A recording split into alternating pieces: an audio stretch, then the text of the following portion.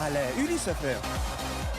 مرحبا. البداية بالمنتخب الوطني التونسي اللي ودع مسابقة كأس الأمم الإفريقية من الدور الثاني إثر هزيمته البارح أمام منتخب مالي بركلات الترجيح 3-2 بعد انتهاء المباراة في وقتها الأصلي وأيضا الإضافي بالتعادل الإيجابي 1-1. هات نسمعوا شنو تحدث الناخب الوطني سامي الطرابلسي بعد المباراة. كبيرة على الخروج بالكارنيه. المباراة معنا كانت صعبة، سائحين بسيطروا كلها معنا المنتخب التونسي. للأسف ما سجلنا الأهداف معنا، هذا حاجة غير مفهومة. معنا اللاعبين مكونين بشكل كبير، معنا ارتكب خطأ، الكرة كانت عندنا ما وصلناش نسجل دقائق. بعد ذلك على مستوى ضربة الجزاء أكيد بيكون مارتين معنا نكون مقدمين وبعد نضيعوا. أكيد اللي حصل كبيرة وعمل كبير معنا الخروج ممكن توصل. أيضا اللاعب حنبعل المجبري متوسط ميدان المنتخب الوطني التونسي كان أدلى بتصريح لوسائل الإعلام مباشرة بعد المباراة. نسمعه شنو قال له. Et c'est les détails du foot, on doit apprendre. Et quand je dis qu'on doit apprendre, on doit vraiment apprendre. Peut-être qu'on doit s'asseoir devant les matchs, s'asseoir comme à l'école et apprendre le football, réapprendre le football, je pense, en Tunisie. Ça fait 10 ans qu'on est en retard dans le football tunisien. Ça fait 10 ans qu'on est en retard. Tout le monde nous rattrape, on était les meilleurs et il faut qu'on s'asseye.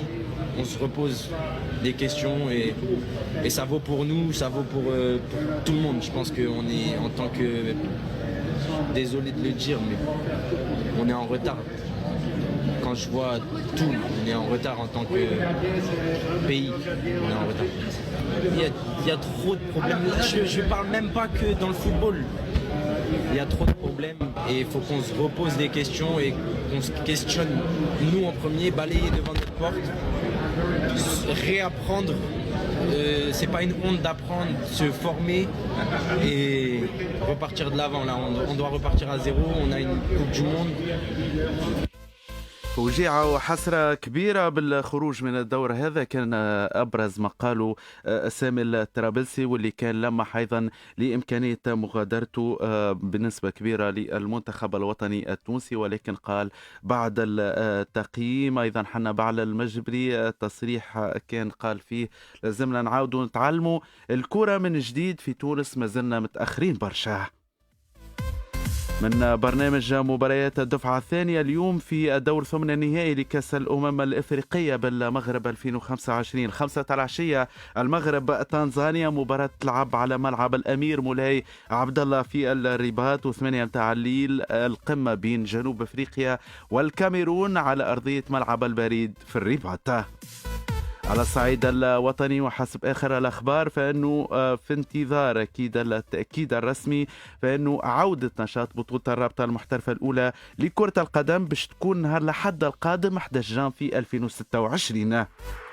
المفاوضات بين النجم الساحلي وأحمد ولاد باهية لاعب وهداف نجم المتلوي تقدمت في انتظار التوصل إلى اتفاق نهائي ورسمي بين كل الأطراف. بعض المصادر أكدت أن إدارة نجم المناجم ما زالت تنتظر عرض رسمي مرضي من الناحية المالية قبل التفريط في الملاعبي في وقت لم تتجاوز فيه اتصالات هيئة الإتوال حدود توضيح بعض النقاط المتعلقة بطريقة الدفع ونسبة من إعادة بيع الملاعبي دون تقديم عرض فعلي. إلى حد الآن عقد أولاد باهية يمتد إلى غاية جوان 2028. الملاعبي اللي سجل 6 أهداف الموسم هذا خلال 14 مباراة.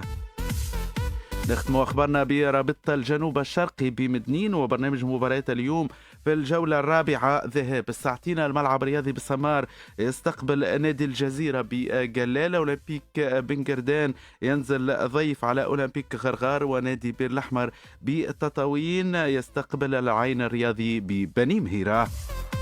كانت هذه ثاني نشراتنا الرياضية اليوم. كل الأخبار تلقاها على صفحة سبور باي يونيسف. باي باي. سبور على يونيسف.